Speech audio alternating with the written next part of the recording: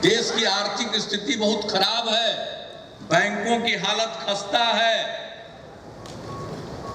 किस तरह से उनका पैसा डूब रहा है, बड़े बड़े लोगों ने पैसा ले लिया। एक आध उदाहरण सामने आया, ऐसे अनेकों होंगे जो बैंक का पैसा लेकर बैठे हुए। बैंकों की हालत खराब है, इकोनॉमी के सुधार की गुंजाइश नहीं है। राज्यों पर केंद्र की सरकार बोझ बढ़ा रही है। केंद्र प्रायोजित योजनाओं में केंद्र का हिस्सा कम करके राज्यों का हिस्सा बढ़ा रहे हैं। ग्रामीण विद्युतीकरण योजना का नाम पहले था राजीव गांधी ग्रामीण विद्युतीकरण योजना, नाम बदल गया, अब दीनदयाल उपाध्याय योजना हो गई वो। लेकिन जब राजीव गांधी योजना थी तो केंद्र 90% पैसा देता था, नाम बदल के दीनदयाल उपाध्याय जी के नाम पर कर दिया, अब केंद्र घटाकर मात्र 60% देती है। यही हो रहा है इनका परिवर्तन।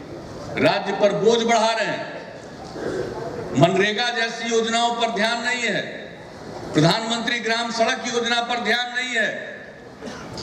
तो इस तरह से जो आम लोगों की जरूरत को पूरा करने वाली योजनाएं थी उस पर उनका ध्यान नहीं है। देश की अर्थव्यवस्था भी चरमरा रही है, वायदे पूरे नहीं हो रहे। तो ऐसी स्थिति में इनके पास एक ही सब उपाय है कि समाज को बांटो, धर्म और मजहब के नाम पर लोगों को बांटो।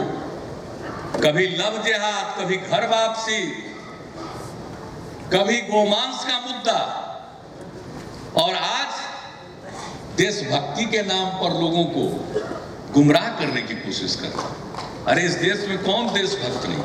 जो देशभक्त नहीं है उसको देश में रहने का अधिकार नहीं। लेकिन देशभक्ति का सर्टिफिकेट देने वाले आप कौन?